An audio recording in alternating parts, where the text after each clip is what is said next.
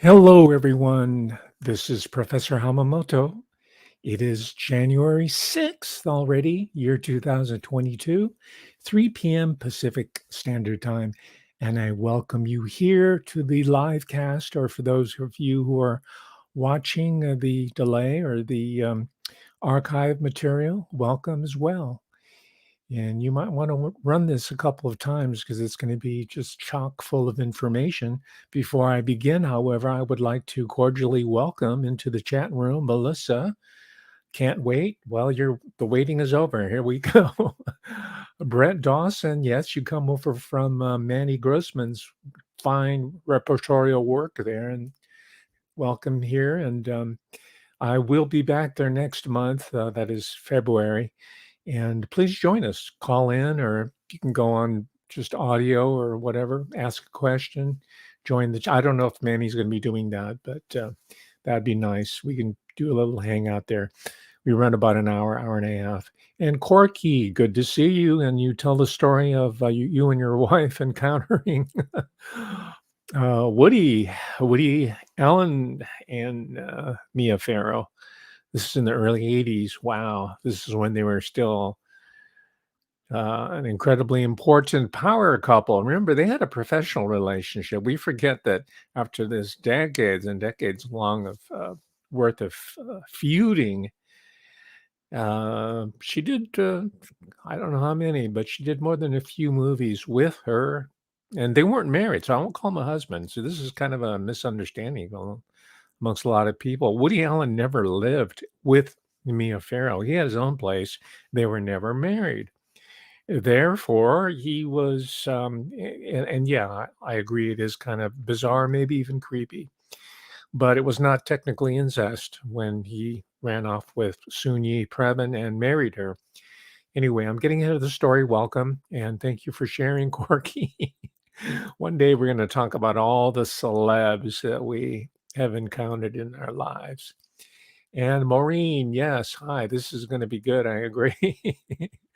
I mean, I'm finding new information right up to the moment of going live with you here. And I think that adds excitement, the discovery to each show. And that's one of the reasons why I kind of do it. But of course, I have a whole storehouse of ancient information going back years, maybe decades. Because Mia Farrow and Woody Allen have been on the celebrity scene for years and years and years. Gosh, wouldn't want to think that their feud is just one means of keeping themselves in the public eye after all this time. But who knows? Stranger, more bizarre stagings have happened, and we'll talk about that as we get into Ronan Farrow's book in a moment. But let me continue. Swan 432, yes, Corky Goss, and Michael Charlie, Melissa, Marcia, greetings from, oh, you're up in the Sierra. Is it cold up there like it is down here?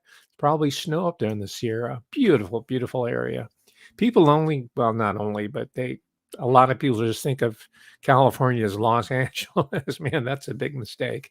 California's a beautiful state. It's run by ugly people, but in spirit, but their ugliness is in their heart. But it's populated by beautiful people and beautiful landscapes, naturescapes, and we got to hang on to them. We're going to fight for that, and we'll talk about that next week. Just as a preview, I'm going to be doing a little bit of maybe not a full-blown review, but a partial review of the most recent book by Alana Freeland, and who talks about geoengineering, and California is very much part of that story. Mom with Bulldogs, welcome. Yes, good afternoon. And Paisley Tears, I can't really make that out, but you're welcome in the chat as well. Master Lee, the other, oh no, is that a movie, scary movie? Paul Hudson, not Paul Newman, but Paul Hudson. Nadia Martinez, hi, how are you today? Super Java Bean. Yes, I had my Java Beans earlier today. Grind them especially every day.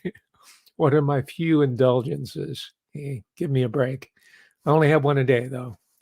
And Siri, is that you? Is that how pronounce? You're from Santa Fe, right? Wonderful out there. Kevin Walsh, yes. Johannes, Erik, Egeda, yes. Coming in from Denmark. Thank you for staying up so late or waking up so early.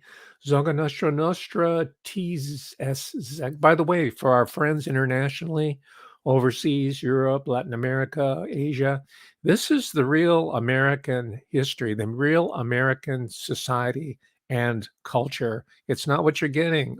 Even in the movies, even some of these really, even the Woody Allen movies supposedly tell us about American intellectual artistic life. It's just a small snapshot of that. He's very Manhattan centric, as you know.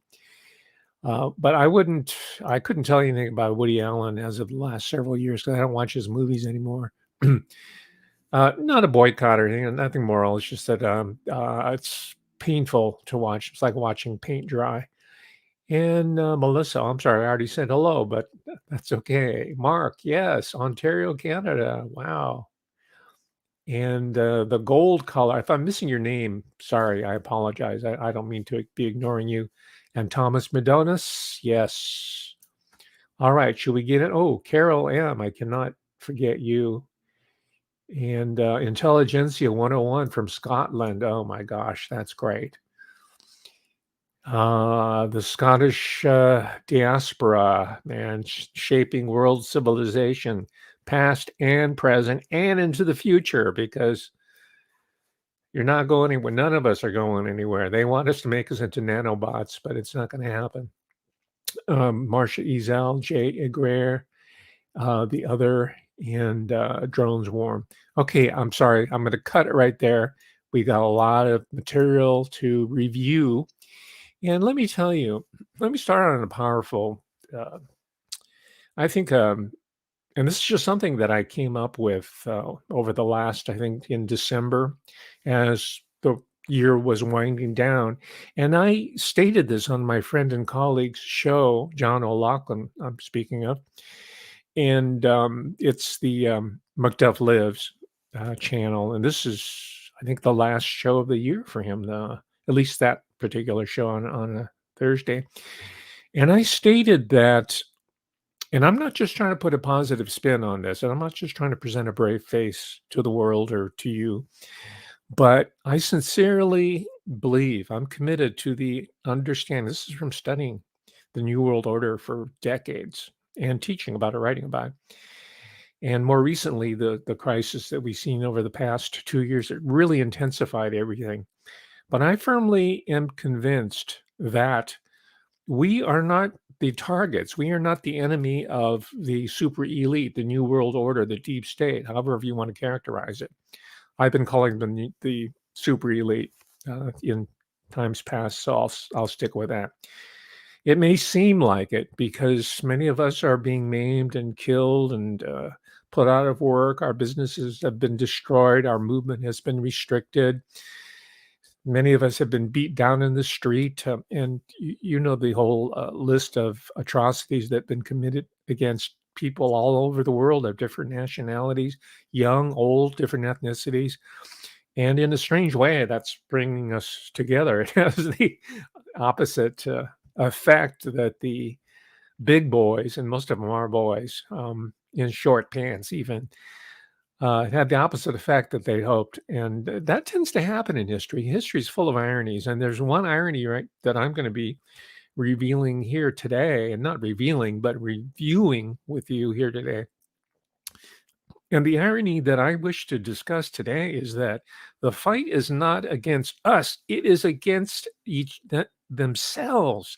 This is what I stated to John O'Loughlin, that it is a civil war. It's an uncivil war, but it is a civil war, meaning they're fighting amongst their own power blocks for supremacy over the Fourth Industrial Revolution, the Great Reset, or the next step in the world political economy and and society and culture, because the stakes are going to be, oh my gosh, I can't even put a number on it, but it's going to last multiple generations, in the same way that the movement from, I agree with Carl Schwab and his typology, but that's about as far as I'll go with that. But it's going to be a monumental, it already is happening. It's going to be a monumental change, just like the evolution of human groups from clans and tribal groupings into state level and then to empires,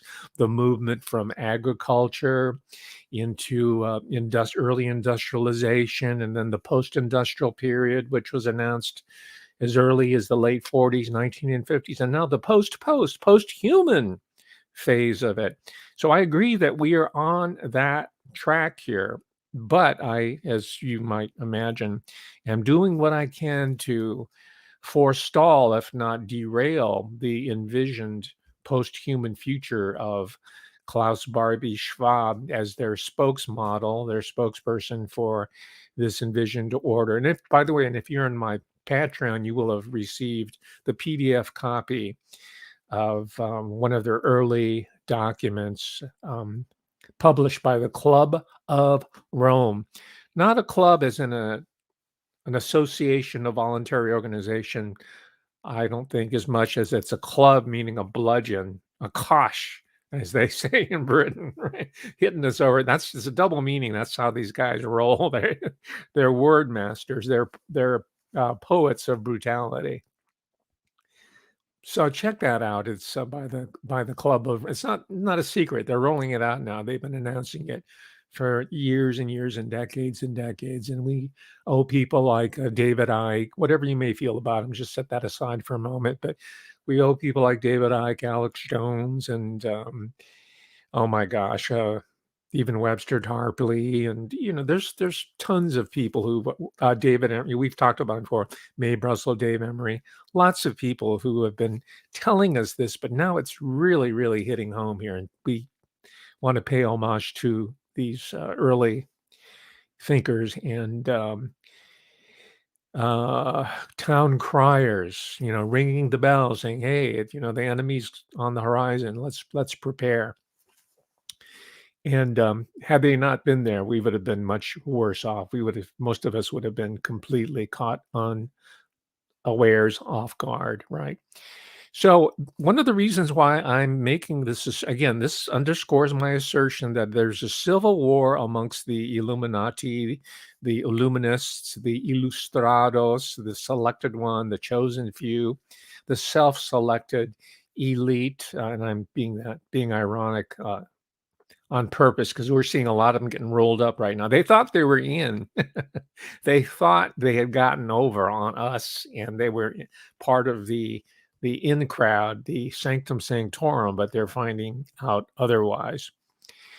But today's talk on Ronan Farrow's book, Catch and Kill, published in 2019 by Little Brown and Company. I think they're in Boston still, Boston, New York, but I think they're still a Boston publishing. It's an old line Boston firm. I'm sure they're owned by Hachette or some other giant multinational. The reason why I'm belaboring this point is that in spite of all the repression, all the censorship, in spite of all that, this book was published in 2019, and it is such a damning indictment of these people who think they're going to dictate the terms of the new post-industrial revolution that is taking place, right? Whether it's in biotech, communications, you name it, and we can fight and discuss on where that's going to take us, but it is happening.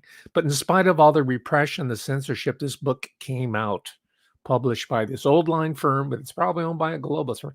And what that tells me is that there is this civil war. They are jostling for position. And Ronan Farrow was seen as an individual who could be used, his skills, his background, his pedigree, his bloodlines. It's the Farrow/O'Sullivan. Again, it's the Irish. It's the Irish diaspora refuses to die. I mean, they know struggle. They have faced down genocide. They came to America by the hundreds of thousands. It was not some potato famine as we were taught. It was just plain old fashioned English genocide, right? I mean, let's call it what. And that's not me saying this. These are mainline historians who talk about it. So they're getting their payback, and they're getting it generationally down the line from Ronan Farrow. Great Irish name, Ronan, right? By the way, he was born Satchel, as in Sat, and I have nothing against the name. I mean, Spike Lee named one of his kids Satchel after Satchel Paige, the great hero of the Negro baseball leagues. Because back then, professional sports were segregated. You might not know that if you're a sports buff, perhaps you do. But he was of his time. He was well respected, well known. He was a hero amongst all Americans in the days when it was really a sporting event instead of some kind of political platform to virtue signal to the world, which is we're not buying it. You know, the NFL down, NBA down, MLB. Well, I don't know. Jury's still out there. So the Farrow-O'Sullivan blood and Farrow, I had until getting ready for this talk here, I thought he was an Englishman, but he's Australian. So all the Aussies have somebody to a homeboy to celebrate. Because man, John Farrow is it's really sad. People don't know his name, and I'm not just talking about it from the standpoint of a film buff, somebody who taught film at UCLA, the School of Film and Television. I taught there for a year before they kicked me out.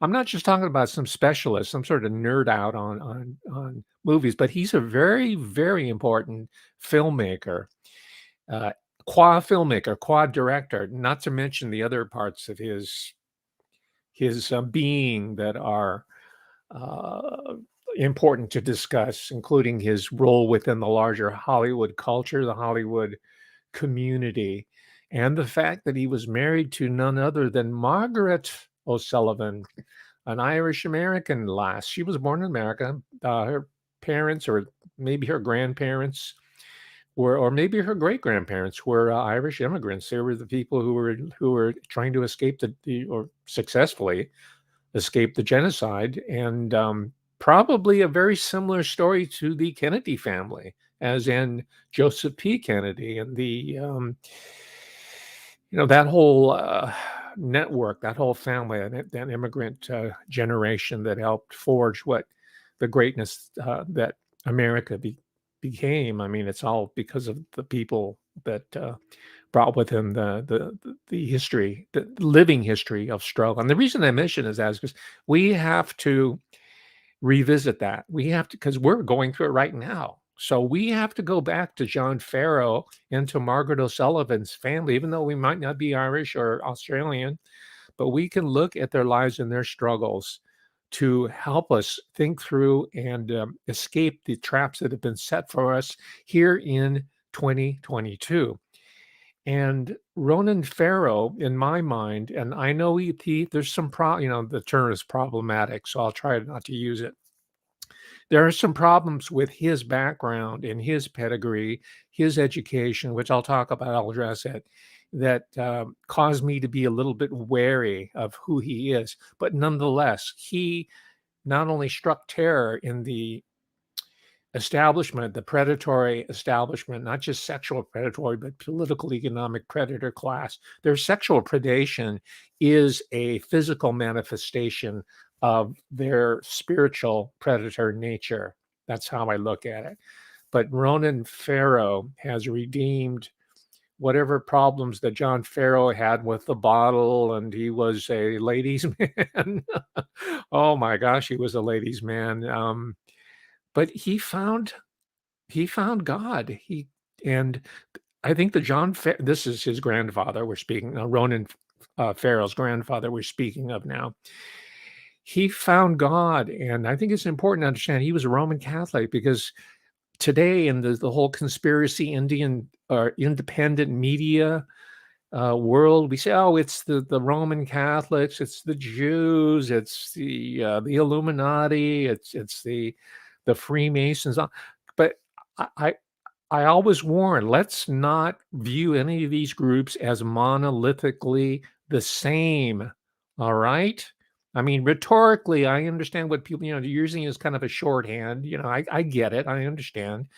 But it's more, most of you here in the chat room know it's much more subtle than that. And there are good people out there. And again, they might not be pure as the driven snow, morally and ethically. And as you know, I have no problem with gangsters and crooks and criminals. Steal all the money you want. You know, queer the odds at the table, at the craps table, or on Wall Street, whatever you do, but do not kill children and babies and women, and don't prey on the children. I mean, traditionally amongst the gangster elite, not just the street level gangsters. I mean, you'll still get killed if you do that. And if you go to prison and the word gets out that you're doing this kind of stuff, you're that's like, oh my gosh, you're done. Dead man walking. But somehow, not somehow, there was a definite process, and it comes from a metaphysical place, perhaps satanic, even another dimension. And we're seeing it, insights and discoveries and revelations from mainstream physics that, yeah, that we are in a multi-dimensional universe, and we are also in a multi-civilizational universe. Not very many people understand this, but alongside all the different good natured and productive cultures in society, in parallel with that, there are these cultures that we get a glimpse of through the celebrity culture. That's why it doesn't really bother me when we have programs that feature the Kardashians and Paris Hilton, and it doesn't bother me that there are publications like the National Enquirer or People Magazine, the celebrity culture, because this gives me as an observer, because as you can tell, I'm not buying into it, but for me, that's material. That's raw material for me to assess what messages, what type of politics are being thrown out at us, or the American public, or the world public in general, for our consumption and our ultimate destruction. And by the way, I'll get back to American Media Incorporated, the AMI. It's the National Enquirer, the Globe, all these scandal sheets they used to be called, but I think they're still in the supermarkets. I don't go to the supermarket that much anymore, at least not the chains. But they have them at the checkout counters in America here, and it's probably similar around the world. You have your broadsheets and your page 4, whatever it is, of these scandals and rumors, and but all that's intelligence work, right? We'll get that in a moment.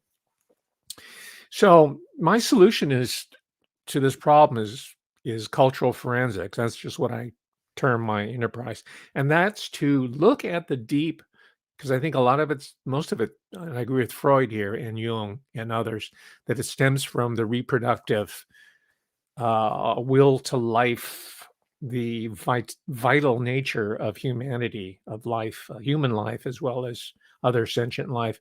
But this comes from deep psychosexual uh, systems, pre-conscious, even perhaps. You can call it instinctual. I don't really care. I'm not going to be a word policeman on that. But there's a deep psychosexual uh, wellspring, let's say.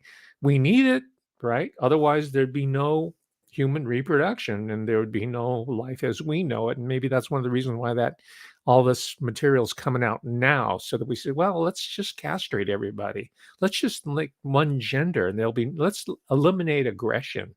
If we eliminate sexual aggression, then the world will be a better place. No, it'll be a transhuman place, won't it? So we got to be careful about this at the same time. As we can celebrate the revelations in Catch and Kill, we also have to be wary that we're not being pushed in another direction of the post-human, post-sexual predator world. Not that I'm protecting them or any way being an apologist for them, but I'm just saying because this is how it works, right? It's a dialectic. There are pitfalls in this as well. Anyway, I'm not going to belabor that particular point. So my solution, at least partial solution, is we need to really look at this material, not just through criminalistics, not just through police forensic science, but cultural forensics. And we need to look at literature. We need to look at biographies. We need to look at films. We need to look at the poetry. And I don't really make a distinction between high culture and low culture, middle ground culture. Remember, I come out of Bowling Green State University. I have a degree, a master's degree. A Ronan Farrow would probably look down his nose at my academic pedigree, considering his own, which I'll talk about in a moment. Yeah, and we were taught at both. As soon as I hit Bowling Green, as well, forget your pretenses about, hey, this is opera and this is rock and roll and this is cinema and this is film. These are comic books and this is literature, right? Just forget about that. These are just expressions of what human beings want to understand about themselves and the world. Okay, so that's again, it's a restatement of my my philosophy, if you will. Okay. Now, you know, there's incredible detail here, and I invite you to purchase this book. It went for $30 American dollars retail, but you can get it at as I did, from the retailer that ate the world for maybe $1.09. The postage will cost more than the actual book, but it'll be well worth it. Of course, you're going to be stuck with a giant doorstop afterwards. But I keep these because I'll go back to this book again and again. But it has this full information. But what I see in this, again, going back to my earlier statement at the top of this show, I see a higher justice being realized in books like this, and especially in this book. He's getting justice for his family line, for his family, including his mother, Mia Farrow, who he loves dearly, and rightfully so. I mean, that's his mother. She might have problem. I don't know. I mean, are there any mothers other than the Madonna or something? Not Madonna Ciccone, but I'm talking about Mary Magdalene. Not Mary Magdalene, but the. I'm sorry. I was thinking of Ronan Farrow being a graduate of Magdalen College. Can you believe he's an Oxford graduate, not undergraduate, but he has a Doctor of Philosophy degree from Magdalen College in Oxford. Now, I discovered this in preparing this talk. Now, that doesn't bowl me over necessarily. I want to see his thesis, his dissertation, what he wrote about. But I look at his academic pedigree as a means for him to have penetrated the inner sanctum of this elite that thought they were going to get away with their predatory ways. So in that sense, great. It's wonderful that Ronan Farrow went to Bard College. It's an elite liberal arts college in upstate New York. By the way, Walter Becker and Donald Fagen are graduate. I don't know if they graduated, but they went to Bard College, and they smoked dope and listened to each other's Blue Note records, and they were Steely Dan in formation. So, hey, man, you can't knock that. That's really probably the best benefit of college if your parents have enough money. I'm a Cal State product. My parents couldn't afford to. I'm not being resentful here, but I'm just telling you, I'm a working class hero. And working class hero is something to be, as John Lennon said.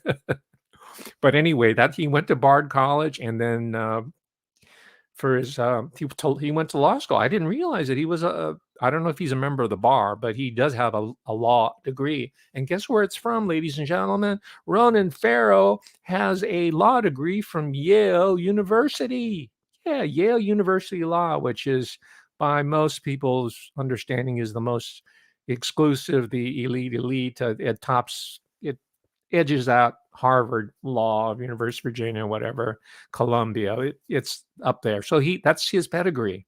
That's his it's impeccable. And the reason I didn't really know this, because I thought before I read this book that he was a lightweight. I just thought he was just some spoiled rich kid. I mean, yeah, Woody Allen's son, even though he's rumored to be the love child of old Blue Eyes himself, Frank Sinatra, one of my cultural heroes, and millions of others heroes, of course. I'm not the only one. And Mia Farrow, who, as most people know, is an incredible actress and has been in tons of it's not just Rosemary's Baby. Oh yeah, Rosemary. Okay, yeah, that was a great movie, and it was creepy, and it's kind of like a text of creepiness in American witchcraft and occultic knowledge, and I keep revisiting it myself. I'm telling you, I'm reading everything that Ira Levin has ever written. I think there needs to be a major study of the author Ira Levin, who did The Boys from Brazil, which is about genetically cloning Adolf Hitler down in Brazil, and Stepford Wives, and on and on. He did the son of Rosemary's Baby. So Ira Levin. So, and that's what I mean by cultural forensics. You have to go really deep. It's not enough to sit there and do Googling and call it research. You're not a researcher, you're a Googler, right?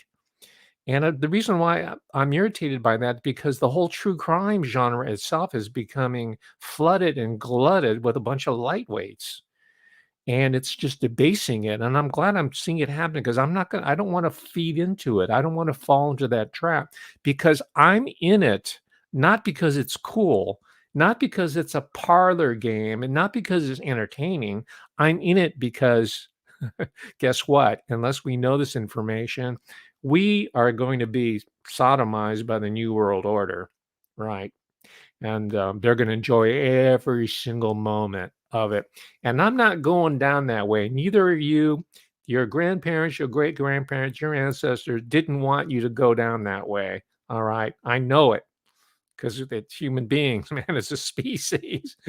We're incredibly resilient. That's another word that they like to use, but let's take the word back. We are incredible.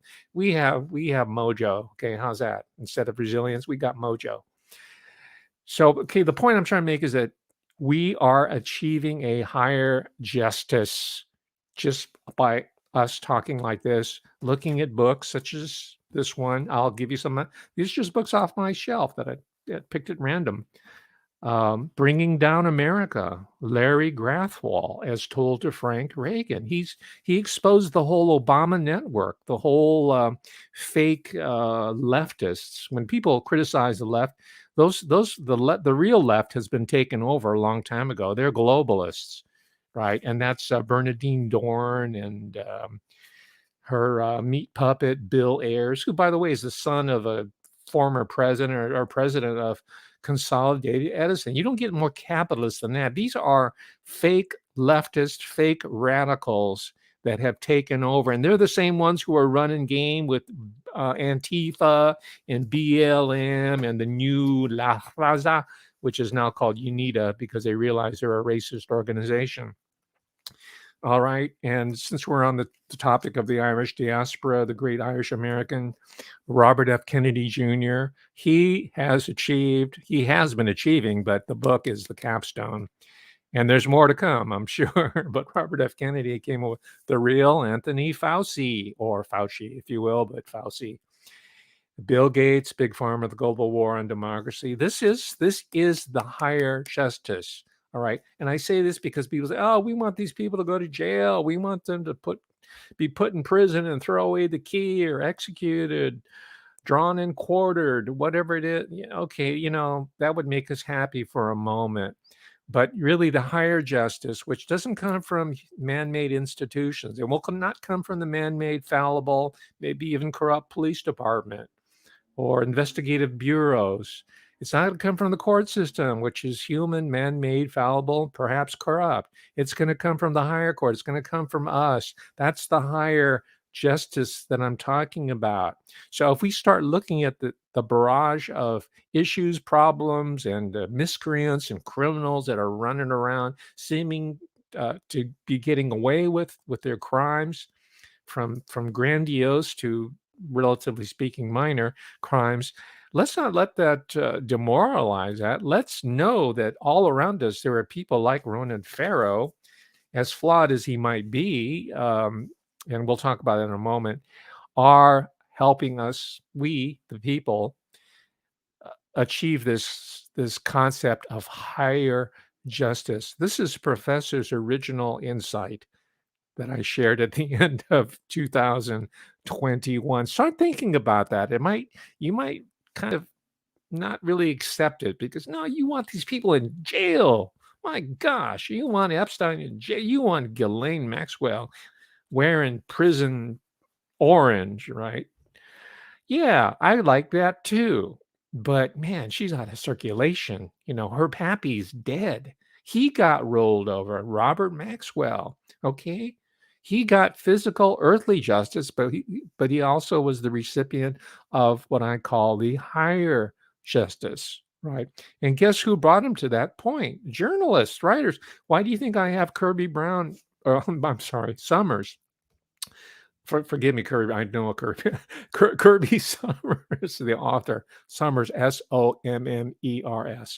Why do you have her on? Because she's writing about real life. She is not a Googler. She's not a desk jockey talking about, oh yeah, the Masons did this and the Illuminati did this, and yeah, gosh, I mean, have we not all read that by now? Most of you have. And I haven't. So don't put it in my comments here. I've read the stuff. Don't insult me. I've read the material. I do original research here. And if you're new to it, congratulations. But don't assume that we're at your low level as well. Okay. Uh, so point taken, I guess. Point made. Higher justice. Higher justice. That's what we're doing here. And okay, Kirby Sun, I was going to mention my friend and colleague, Manny Grossman. Yeah. He's achieving a higher justice for the living survivors of the victims of the so-called Son of Sam. And I say so-called because we realize that whole characterization is a false one, right? And this is years, decades after the fact. So you see how the higher justice system works? It never ends. There's no statute of limitations on it.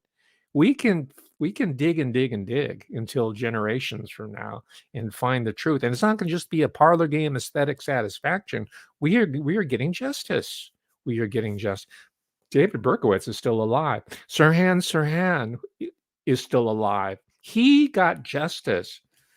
Robert F. Kennedy Jr. helped in the campaign to get Sirhan Bishara Sirhan paroled. He was paroled. So we don't even have to talk about higher justice. There is justice. There is secular, earthbound justice as well that's being done here. Let's not lose sight of our wins. Let's not lose sight of our progress. And it's because of dedication of people like you who are even looking at these problems that will win the day. And that's what I do. That's why I'm fully invested here.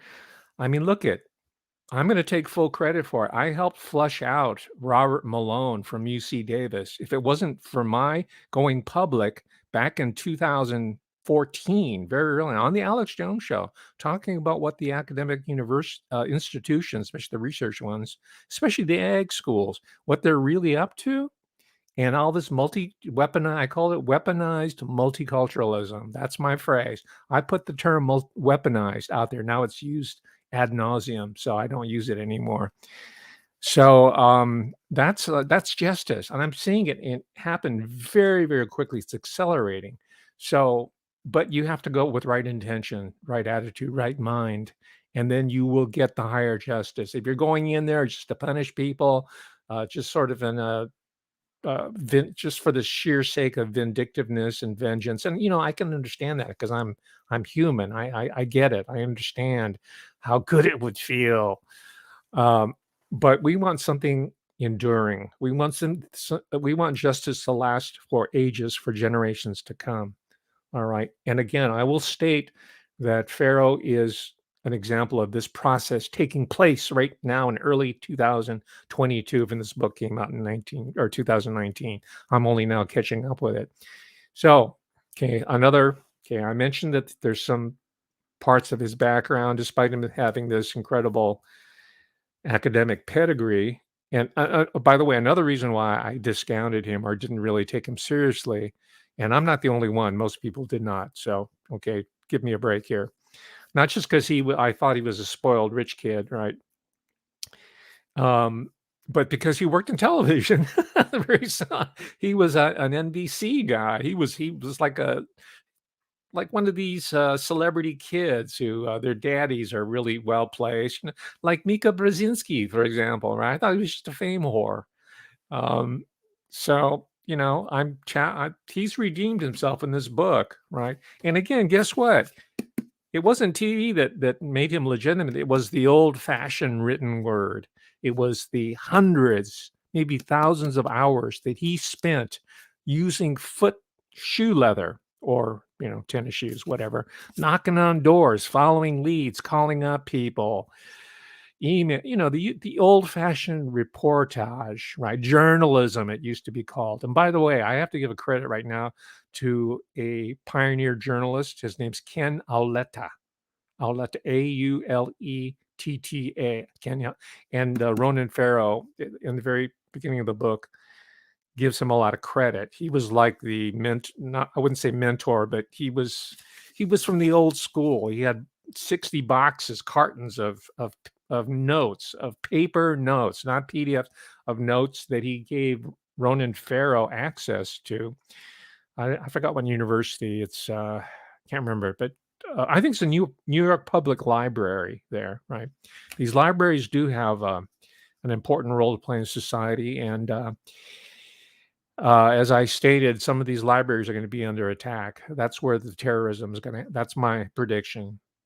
So I hope that most of this material has been backed up, just like they destroyed the master tapes at Universal City, all those recordings and whatnot, because all of this is being tossed away. All this cultural information. It's the slow burning of the Library of Alexandria is the best way I can describe it, inadequate as it is. So Ken Auletta, old school journalism, the cultural memory, he respects that, and and by extension, I respect Ronan Farrow.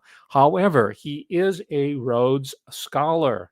Okay, I don't need to say any more than that for people here in the chat room. You know about Cecil Rhodes, and you know about Bill Clinton being a Rhodes Scholar, and you can draw your own conclusion. But then again, maybe not all of them are presidential aspirants. I don't think Ronan Farrow wants to run for president. And I don't think maybe he was. I don't know if he was a CIA asset like Bill Clinton was over in when he was doing his fellowship, which, by the way, he never really fulfilled the conditions there. He was just hanging around spying on other American students overseas and smoking dope and doing whatever.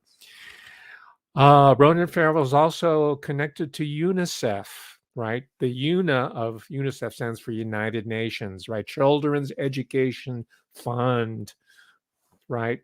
Do I need to say more? But then again, we don't know that everybody that's connected with it is going to be tainted. And I warn you, because there's a tendency in people who are doing independent research saying, "Oh, he was UNICEF. Oh, no, he was at UC Davis, so he's got to be dirty. He's corrupted." Right? That's a big mistake, and that's intellectual laziness for the most part. It's also an ignorance of understanding how complex institutions truly work. Right?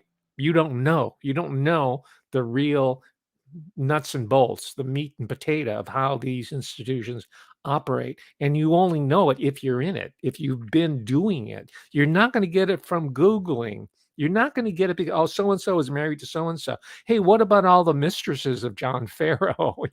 What about all the love childs he had? What about Donald Trump's alleged love child, which, by the way, is revealed? This is a side issue by now because Trump is pretty much now I know why Trump has gone into the tank. He's compromised, he's blackmailed. They've got all.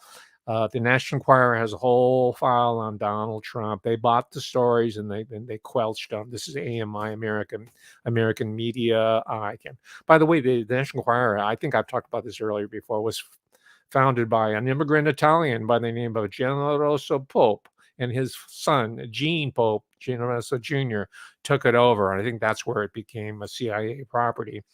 And like I said, they sell it at the supermarket, but really what it is, it's a blackmail intelligence operation to embarrass people, to compromise them, to get them to do your political bidding. That's National Enquirer. I've talked about it before, so I'm not going to go through it again. And plus, I'm running out of time.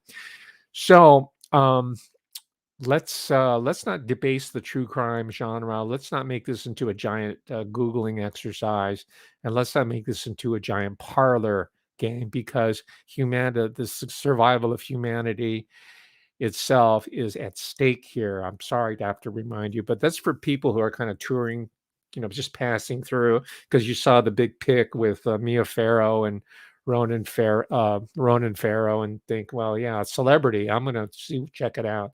That's not what this is about. Okay. Yeah, I'll skip through the Magdalen College connection there, but there's always a possibility that Ronan was approached by British intelligence, or let's say intelligence from a non-American state actor, and said, "Hey, let's keep in touch. Maybe we'll make you a giant media star in exchange for you sharing information with us." Right? Does that sound like a familiar proposition? Well, Ian Fleming took it. John Le Carre, John Cornwell, I guess is his real name. Any number of people have taken. And those are just authors. We're talking about media people as well that might have taken it. And by the way, if you're thinking of Gothic architecture and the genteel lecturers or readers in whatever it might be, political science or English or languages, in cap and gown, think again, because Oxford University owns Oxford Science Park, and that's in the epicenter of New World Order science. You got it? Right? Oxbridge is not this genteel collegiate atmosphere that you might be imagining, right? Yeah, we saw those tapes. Oxford Union, Jimmy Page was at the Oxford, this is the debating society. Jimmy Page, that was a good one. And David Icke was at the Oxford. Yeah, okay, that's part of it. But really, they're into next wave, right? Deep 21st century research. And who knows? I think Ronan Farrow has probably read into this program while he was doing his master's of or doctor of philosophy degree there uh, at Oxford as a fellow. However, again, I want to caution people smearing everybody with the same brush, because that's part of the laziness of so-called independent researchers. Oh, someone was married to so and so, or someone was hanging out here and they were part of this club and this group. Well, hey, you know who was a fellow at Magdalen College? It's spelled, by the way, Magdalen. It's pronounced in British English Magdalen, not Magdalene. And I say that because I made the mistake. All right, I'm not. So, but I'm just telling you, it's Magdalen. In case you think I'm making a mistake, that's I hate that when I'm doing it right and people think I'm the one that's stupid. No, it's pronounced Magdalen College. But one of the fellows of Magdalen College was C.S. Lewis. Yes, Lord of the Rings, C.S. Lewis. He was a Christian convert. I think he was either agnostic or outright atheist as a young man. And you know the story about his revelation, right? He went out for a drive, and by the time he came back, he had seen the face of God and he became converted. He was a very important public intellectual during World War II. During the bombings, he would be a huge morale booster to the English people while the Blitzkrieg was taking place. In addition to being a person who just created an incredible corpus of popular literature. That's why I'm not against popular culture. All right. C.S. Lewis wrote popular culture, popular literature, but he was also a scholar of medieval languages, old English. That's where that Hobbit language comes from. All right, that's comes right from that's the Professor Lewis part of it. Anyway, I don't want to get too deeply. I'm a big fan of his. I don't like the I never read the trilogy. I've seen all the movies by Peter Jackson, but I've never read them like most 10-year-old kids have. So I'm just mentioning him so that you don't say, well, okay, Ronan Farrow went to Oxford at Magdalen College, so therefore we can't think that anything he's ever written has anything of use or honesty to it. Far from it. So, someone's calling me. Yeah, maybe it's Ronan Farrow, because I want to invite him on the show. I want to interview him, but I also want to talk to Ronan Farrow about doing, and I'll co-author if he wants to, because I can do the research. I would know how to structure a book, but I would like to speak to Ronan Farrow about doing a book, a serious book on his grandfather, John Farrow. He's that important. I ran out of time, but I was going to go through his background as a swashbuckling. He was a man, not just because he had all these mistresses and loved children and all that, but he had been everywhere. And I'm not even sure if he wasn't in British intelligence. During World War II, he joined the Canadian military. And as you know, the Canadian military is what was the precursor to the OSS and CIA here in America. And by the way, our own Ian Fleming was up in Canada, right, with the intrepid William Stevenson up in Canada, and had come to America during World War II to help Americans, the Yanks, develop their own intelligence system, which they saw as being pretty rudimentary compared to, I mean, they've been doing it for 500 years because the monarchs want to make sure that none of them get decapitated or getting thrown off, another Cromwellian moment hit them. So they were really big on intelligence. So yeah, so I need to talk to Ronan Farrow, put me in touch, just like you put me in touch with Jamie Lee and Kirby Summers and other people. Put me in touch with Ronan Farrow so we can talk about this project about his grandfather is very important. By the way, for those of you who are my age, you might remember Margaret O'Sullivan as Jane in the Tarzan movies. Now does it come to you? And that's another reason why I thought it was kind of fun, because it's not fair to him, but I saw his grandmother as being Jane in the Tarzan movie with Johnny Weissmuller, who, by the way, was a serious actor, athlete. He was an Olympic champion swimmer. This is back in the 30s before all the big hype came in. And then he went into the Tarzan movies. And by the way, he also worked with in these amateur swimming and show and diving shows they used to have back in the old days. We're talking about late 30s and 40s. Esther Williams, she was the queen of choreographed swimming, and I've seen all the Esther Williams movies because I'm a Busby Berkeley freak as well as a Tarzan freak. And Esther Williams, of course, later married Fernando Lamas, who was de Plain, right, with Tattoo. That see how it all kind of connects there. And of course, the son of Esther Williams and Fernando Lamas later had that TV show. Good looking guy. I can't remember much. He's on a motorcycle. I think he was a bounty hunter or something like that. Anyway, enough of the popular culture trivia here. Let's see here. You know what? I tried to find information about Margaret O'Sullivan because I'm interested in O'Sullivan Irish bloodlines here, but I couldn't find anything. From what I could tell, maybe I'm wrong, but just from a cursory look, there is not a single full-length biography on Margaret O'Sullivan, and there needs to be, right?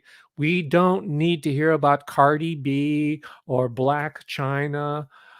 We need to hear about Black Cube, which I'll talk about in a moment, or the Kardashian. I know these are old names; they're already out, right?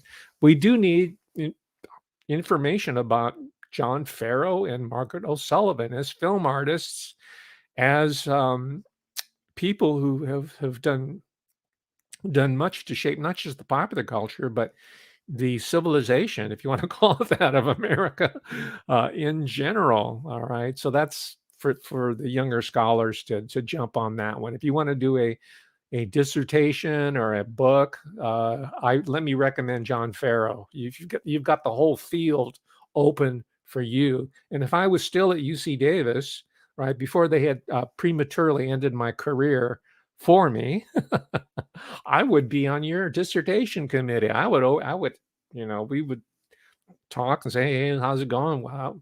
What have you found about John Farrow? Was he really an MI6 spy?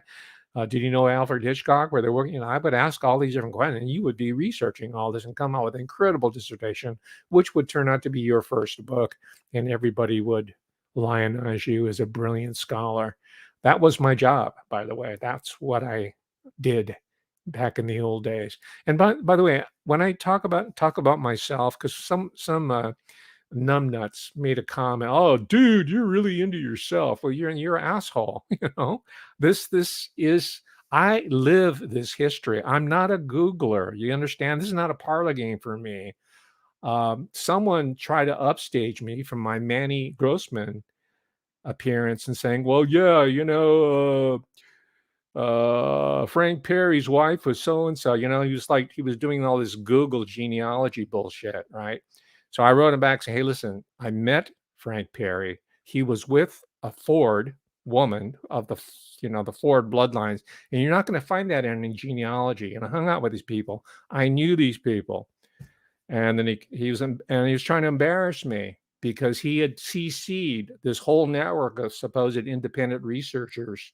Most of them are Googlers, right? He wanted to like say, "Hey, listen, I've been on Manny Grossman's show too, and I can hang with you. But you know what? You better bring good game. You better bring your A game when you want to take me on." Because I wrote back the whole rundown on who Frank Perry really is and what he represents and his movies. That's cultural forensics. That's not Googling, right? And then he writes back, "Well, yeah, like I was saying, it's a real deep rabbit hole." Well, bullshit, man. A rabbit hole is still a hole. You get it? You're not a Googler.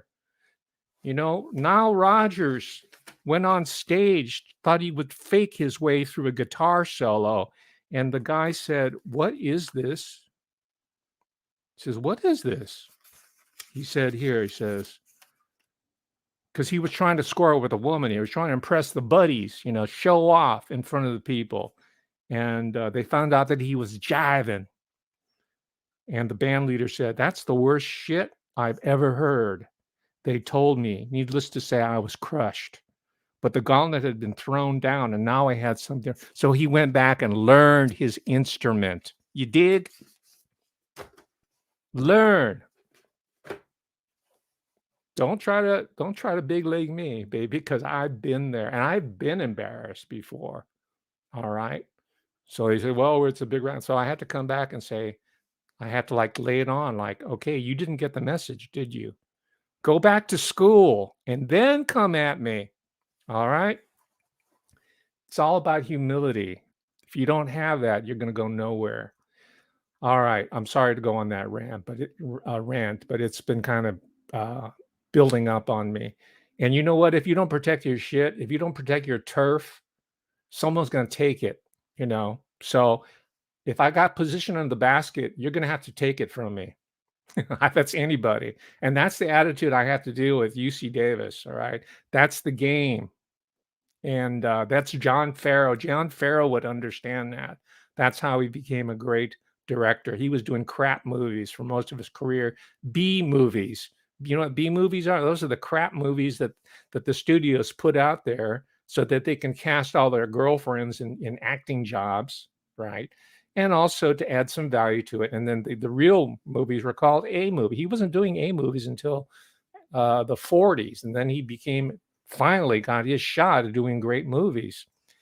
So we all got to pay our dues, and there's no shortcut, right? You got to learn not just your scales, but you got to know the note and then the feeling behind the note. Then you might have something to contribute. Any artist will tell you this. Any mechanic will tell you this. Any good dentist will tell you this. Any professional who's good at what he or she does will tell you, "Hey, it requires study. This ain't no game. This ain't no disco. This ain't no parlor thing." A parlor thing. It's like when you're playing Boggle or checkers or hook and ladders or Candyland or Candy Ass. Those are parlor games. That's not what this is about. You understand? I'm talking about the so-called true crime wannabes out there. And I'm really sick of going on the retailer that ate the world and buying these true crime books. And I get this crap that's like 10 pages long with 24-point print, supposedly some sort of a true crime book on someone I'm interested in. I have to send that back. And I realize that's what Amazon's doing. Yeah, I'll say their name. That's what Amazon's doing. They're glutting the market with a bunch of crap books, especially in the true crime area. And that's also what's happening in YouTube. They're glutting tube you with a bunch of crap. Anyway, Is that enough of a rant for today? I think it's time for you to see what really motivates Professor Hamamoto. I'm not Mr. fucking Miyagi. You got it? I'm not Kill Bill 1 or 2. I'm not that person that Hollywood wants you to see. I'm as serious as a heart attack. I'm as at least serious as Ronan Farrow. All right, because you know why? As I to leave it on a positive note, I want to achieve, along with you, gentle people, right? I want to achieve with you. I want to realize that we're going to do it together, right? Can't do it by ourselves. I want to achieve this reality. I'm not going to call it the kind. It's real. It's real. I want to achieve with you this reality of higher justice. And we're doing it through these talks. We're doing it looking at these books. We're doing it through my rants. We're doing through sharing and pulling information. All right. But if you step to me, you better be ready, man. Oh man, let me see what people are saying in the chat room. They say, "Oh, he's off his nut here." Man, he's serious. I have to go in that direction every once in a while to get people, get people get their attention and realize get them to understand that you're serious. Thank you, Ezra Goddard. I love you too. Diana C. Yeah. Oh, Maureen S. Thank you. I love you for that. She loves the rain. Okay. I'm sorry for the profanity. I rarely use it. But anyway, when you see this mild mannered, scholarly persona, you'll really know that there's a raging volcano ready to erupt. Hey, on that note, you know what I'm going to do over the weekend? I'm going to read some Ilana Freeland's new book, and we're going to talk about that on Tuesday. I'm going to try to make some music, play some instruments, and because that's important, the vibrations and the frequencies, and eat right and sleep right. And I hope you'll do the same. We'll see you back on Tuesday. Thank you so much, everybody. I appreciate you being here today. Thank you very much. Bye.